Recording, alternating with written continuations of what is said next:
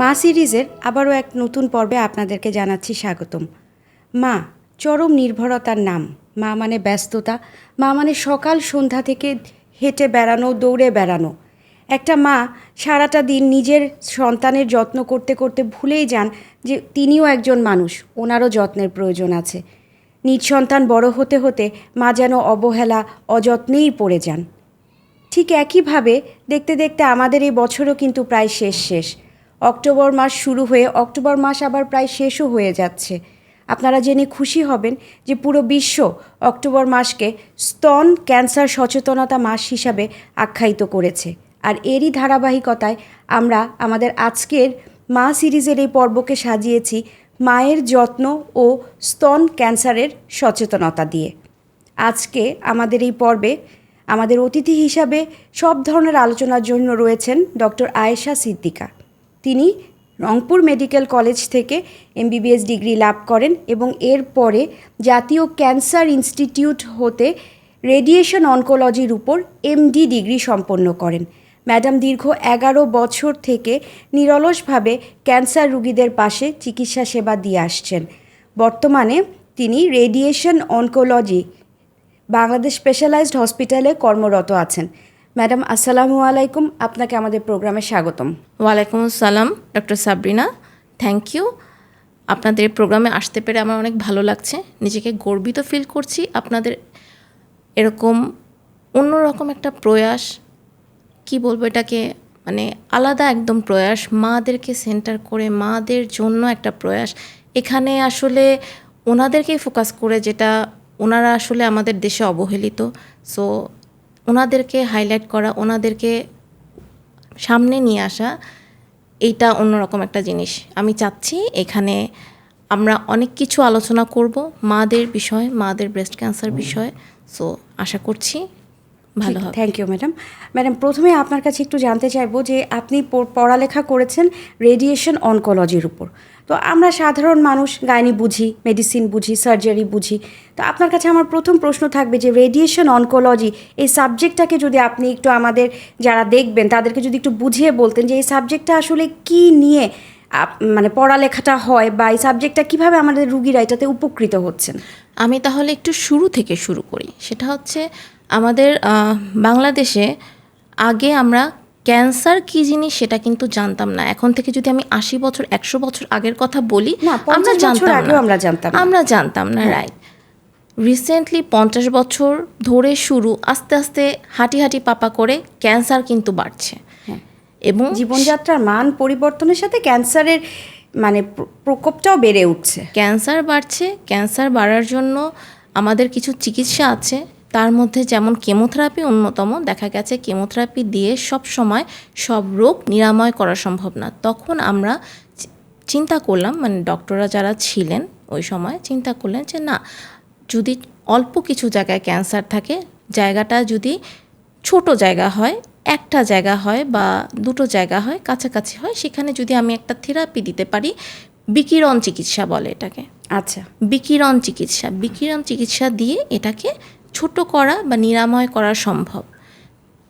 Radiation oncology মূলত বিকিরণ চিকিৎসা নিয়ে কাজ করে, তার সাথে রেডিয়েশন অনকোলজি কেমোথেরাপি নিয়েও কাজ করে। আমরা অনেক পেশেন্টকে কেমোথেরাপি দিয়েছি।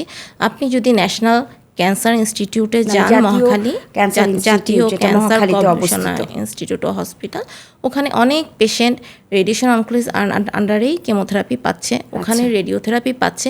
ইভেন কি ক্যান্সারের একটা পার্ট হচ্ছে প্যালিয়েটিভ থেরাপি, মানে শেষ সময়ের চিকিৎসা, সেটাও কিন্তু দেওয়া হয়। সবই এক ছাতার আন্ডারে। এটা অনকোলজি বা ক্লিনিক্যাল অনকোলজি, এর ভাগ হিসেবে কেমোথেরাপি, রেডিওথেরাপি বা রেডিয়েশন অনকোলজি, প্যালিয়েটিভ কেয়ার। আচ্ছা, তার মানে আমাদের রুগীরা স্বাভাবিকভাবে বোঝে যে আমরা মহাখালী যাব, কেন যাব, শেক দিতে যাব। শেক দিব বলা যাবে না। হ্যাঁ, আমাদের রুগীদের এটা একটা কমন টার্ম, কি করতে যাবে, আমি শেক দিতে যাব বা ইয়ে দিতে যাব আর কি, গরম দিতে যাব। ওনারা এই টার্মটা ওনারা এই টার্মটা কেন বোঝে? কারণ একটা মানুষ যখন মেশিনের ভিতরে শোয়, সিটি স্ক্যান মেশিন আমরা সবাই দেখছি, MRI মেশিন আমরা সবাই দেখছি, আমরা দেখছি যে শুয়ে আছি, ঘুরলো, শেষ হয়ে গেল। রেডিয়েশনের ক্ষেত্রেও সেম। আমরা যে রেডিওথেরাপি দেই, পেশেন্ট শুয়ে থাকে, মেশিনটা ঘোরে, তারপরে 5 মিনিট পরে পেশেন্ট নেমে যায়, তখন ওই জায়গাটা একটু গরম গরম লাগে। এখান থেকে মানুষ ধরে নিয়েছে এটা শেক দিতে গিয়েছি। আসলে এটা শেক না, এটার নাম হচ্ছে রেডিওথেরাপি। আমরা যেই লাইটটা ইউজ করছি আমাদের এই স্টুডিওতে, এই লাইটটাও একটা রেডিয়েশন, বাট এটা নন হার্মফুল। আচ্ছা okay, this is also an radiation, but it is non harmful. আচ্ছা হার্মফুল মানে আমাদের যে চেঞ্জ করে, আমাদের চিকিৎসার যে রেডিয়েশন, সেটা হচ্ছে সেই রেডিওথেরাপি। এই জিনিসটা আজকে কিন্তু অনেকটা ক্লিয়ার হলো ম্যাডাম আপনার সাথে কথা বলে, যে আমরা যে সচরাচর বলি যে শেক দেওয়া, আসলে সেটা শেক দেওয়া নয়। আপনার কাছে আমার প্রথম প্রশ্ন থাকবে যে মায়েদের যত্ন, একটা মা সারাদিন সন্তানের সাথে দৌড়ঝাঁপ করে দিনের কাজ করে দিন শেষে কিন্তু আর সে কখনো নিজের যত্ন নিতে পারেন না। তাহলে আপনি আমাদের মায়েদের যত্ন, মারা যদি এখন থেকে শুরু করতে চান যে ঠিক আছে আগে যেটা করতে পারিনি আমি এখন থেকে শুরু করি, একজন মা তার সারাদিনের কাজের পাশাপাশি কিভাবে নিজেকে একটু যত্ন করবে?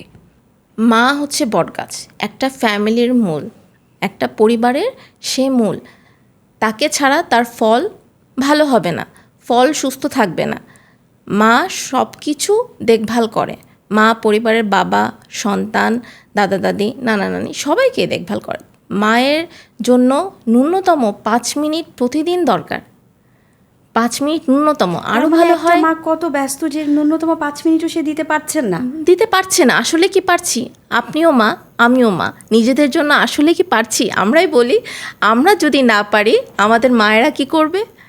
আমাদের নিজেদের জন্য, নিজেদের ভালোর জন্য আমাদের সময় বের করতে হবে, আমাদের নিজেদের জন্য। আমরা যদি সুস্থ থাকি আমাদের বাচ্চারা সুস্থ থাকবে, আমাদের সময়টা পরিবার সুস্থ থাকবে। করবে মানে তার কি করা উচিত, একজন মার কি করা উচিত? যেমন তার খাদ্য অভ্যাস বা তার একটু রেগুলার এক্সারসাইজ করা, একটা মার কি করা উচিত নিজেকে একটু ভালো রাখার জন্য? একটু ভালো রাখা বলতে, আমি যদি সুস্থতার দিকে শারীরিক এবং মানসিক, আমি যদি শারীরিক সুস্থতার দিকে বলি, প্রতিদিন না হোক সপ্তাহে 3 দিন অ্যাটলিস্ট, সপ্তাহে 3 দিন 15 থেকে 20 মিনিট করে হাঁটা, হালকাভাবে হাঁটা হোক, হ্যাঁ হালকাভাবেই হোক, হালকাভাবে হাঁটা।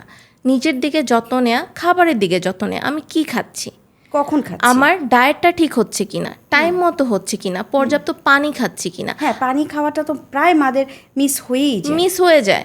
নিজের চামড়ার যত্ন নিচ্ছি কিনা, নিজের চুলের যত্ন নিচ্ছি কিনা, নিজের গেট আপটা আমি ঠিক রাখছি কিনা। আমি পরিবারের দিকে সব দিয়ে দিচ্ছি, কিন্তু আমার নিজের যত্নটা লাগবে। এবং তার সাথে নিজের চেক আপ, সব থেকে বড় কথা। আমি সুস্থ থাকলে আমার পরিবার সুস্থ, তাহলে আমার যে প্রাথমিক চেক আপটা দরকার সব দিক দিয়ে, সেই প্রাথমিক চেক আপ আমার দরকার।